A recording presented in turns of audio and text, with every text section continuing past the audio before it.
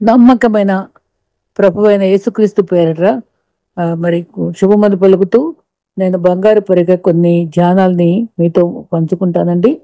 మరి ఒక విధంగా మన ఆశయాలతో ఏకీవిస్తూ మనం ప్రేమించే వారిని దీవెన కావాలని రోజు ప్రార్థన చేయాలి. మనసు కలవని వారు విమర్శించే వారిని సరిచేయమని ప్రార్థించాలి. మంచి చిరునవ్వుతో ప్రశాంతతతో ప్రతి దినము ప్రయోజనకరంగా గడుపుటకు ఆశించాలి. శాంతి దయ నిండిన జ్ఞానయుక్తంగా మనసును నెమ్మదితో మాట్లాడి ఆహ్లాదంగా ప్రతిదినము గడుపుటకు దేవుని సన్నిధిని మరువక ప్రతిదినము క్రమంగా ప్రార్థించుట అభ్యసించాలి. నమ్మకంతో ఉంటే మౌనం కూడా అర్థమవుతుంది. నమ్మకం లేని చోట అబద్ధాలు చెలరేగగలవు. నమ్మకంతో అన్ని బంధాలు కాపాడటకు దేవుని సన్నిధి ఆధారం గనుక భక్తితో భయంతో రక్షణ కొనసాగించాలి. దేవుడు లేని చోట జీవనం శూన్యమని వినయంతో ఒప్పుకోవాలి. దేవుని మరి సహకారంతో ఆయన అందించే అపార శక్తితో స్ఫూర్తితో బలముతో సమస్తము సాధించగలమని నిరంతరము గొప్ప నిరీక్షణతో ఆత్మీయ జీవితము కొనసాగించాలి.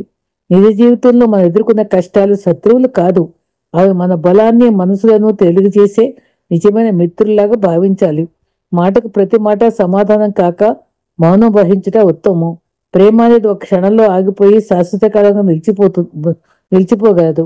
జీవితం అంటే తుఫాన్లో దాటే ప్రయత్నం చేయడం కాదు, కానీ వర్షంలో హాయిగా నృత్యం చేయగల ఆనందంతో నిండి ఉంటుంది. ఆశావాదంతో జీవించాలి.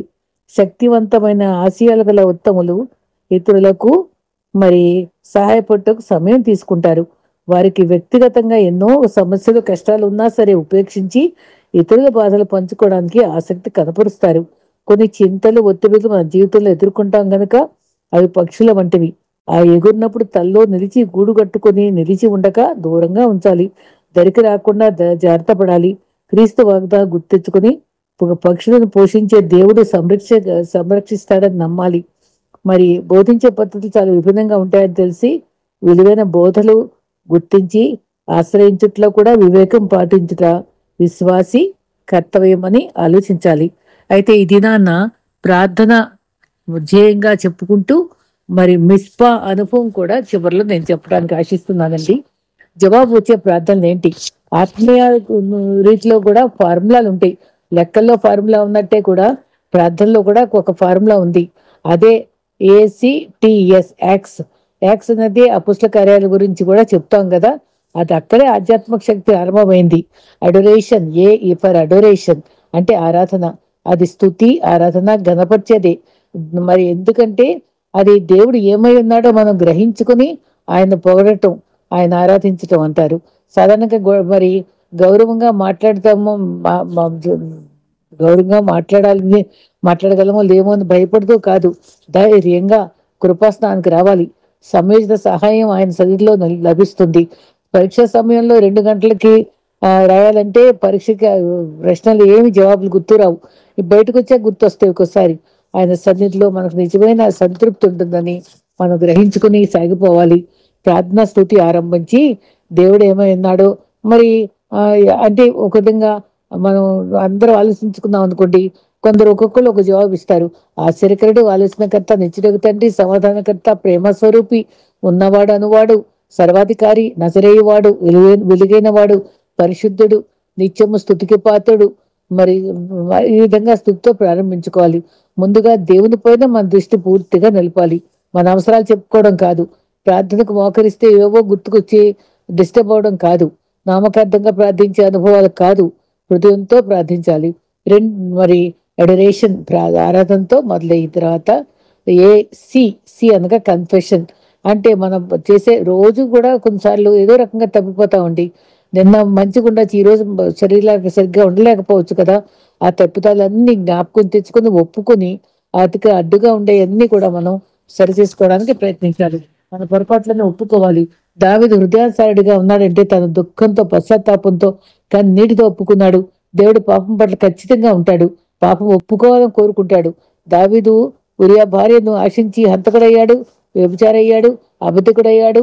మరి అప్పుడు 51వ కీర్తనలో 2వ వచనంలో దోషం పోవునట్లుగా బాగుగా కడుగు, క్షమించడానికి సిద్ధంగా ఉంటాడు దేవుడు. పాపం పోవునట్లు క్షమ అడగాలి. శాపాలకు ఆశీర్వాదాలకు ఒకే జీవితం కదా. అవకాశాలు పడుకోకపోతే నష్టం అందే. ప్రసంగిలో మీ మాట జాగ్రత్తగా చూసుకోవాలని కూడా చెప్పాడు. దావీదు మాటల్లో జీవితానికి పాపం అంటింది కనుక బాగా కడగమని చెప్పుకున్నాడు. అయితే తప్పు చేస్తే ఎక్కువ మరి విడమర్చి మరి మాట్లాడటానికి ఇష్టపడరు కొంతమంది. కానీ 51లో ఏమని చెప్పాడు? నా అతిక్రమాలు చేశాను, నా దోషం చేశాను, పాపం చేశాను అని పూర్తిగా ఒప్పుకున్నాడు.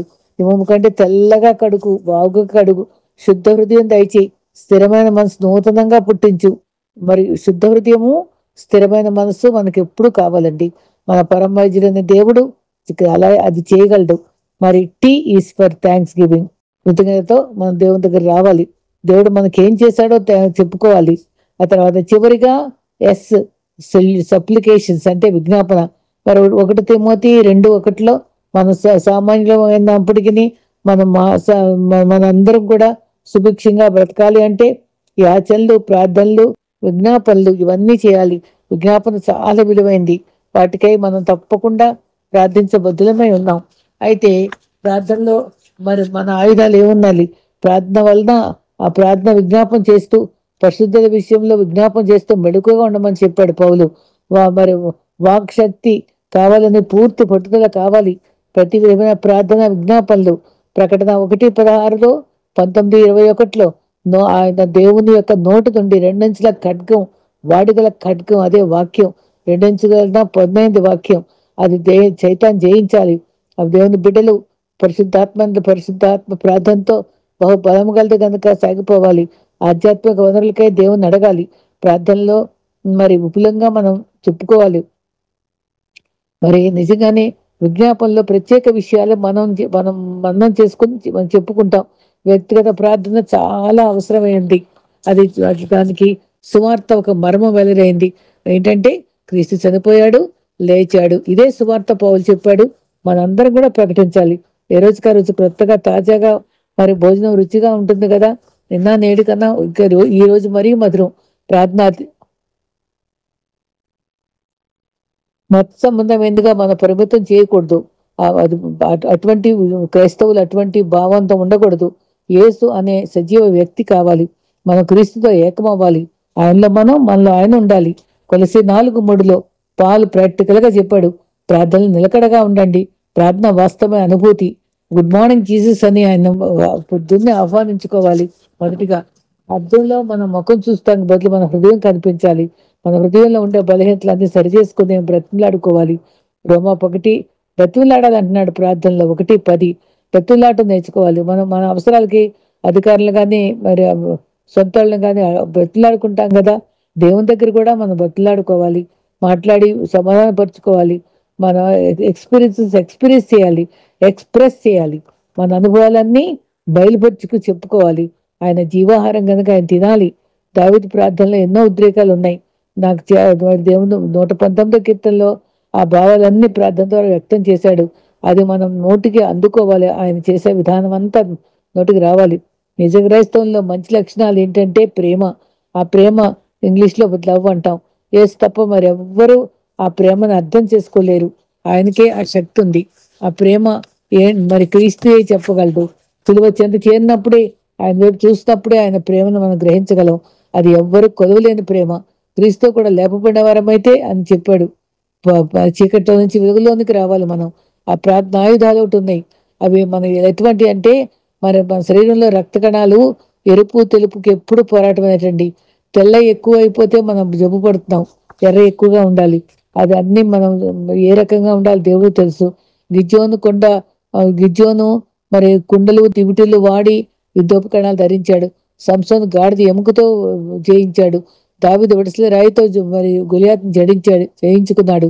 ఎఫ్ఎస్సి మరి 6:12 విశ్వాసికి సర్వంగా కవచం ధరించుకుని ఉండాలి. మరి లోకంతో శరీరంతో పోరాడుతున్న అనుభవంగా ఎదుర్కొంటున్నాం. అంధకార సంబంధమైన పోరాటాలు ఉన్నాయి, కంటికి కనబడినవి.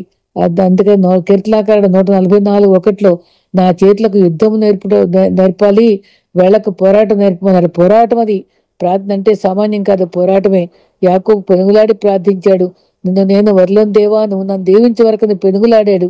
మరి ఎంతో చక్కటి అనుభవాలు ఉన్నాయి మనకి అక్కడ. దేవునిలో మాటలు కన్నీటితో పోరాడాడు. ఆ తర్వాత హోషియా 12:3-4 కూడా అది ఎంతో చక్కగా మరి ప్రార్థన గురించి చెప్పబడింది. ఈ రకంగా మనం ఆత్మీయ పోరాటంతో పాటు మోకరిస్తే యుద్ధం చేసినట్టే ఆత్మీయ జీవితంలో ఆయుధాలు కావాలి. అది శక్తివంతమైన ఆయుధాలు. ఆయుధాల్లో ఉండే రకాలు ఏంటంటే యేసు రక్తం.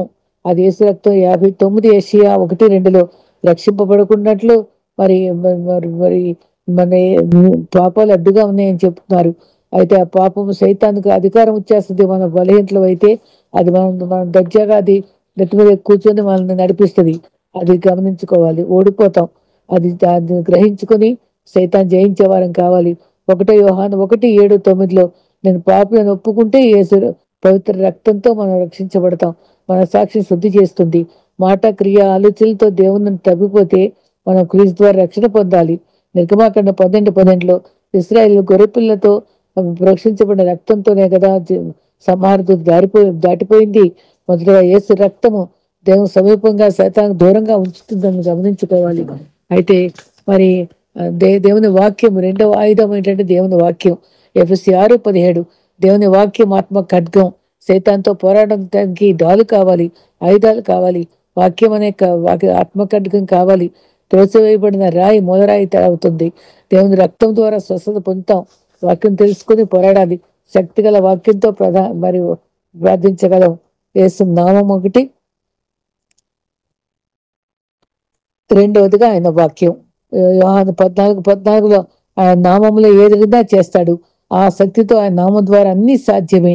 మరి 1 సమూయేలు 17:45లో యెహోవా నామముతో దావీదు గలియాత్ జయించగలిగాడు కదా. ఆయన నామంతో జయించాడు. ఆ నామము ఘనమైనది. యెహోవా నీ నామము ఎంతో ఘనమైనదని పాడుకుంటున్నాం.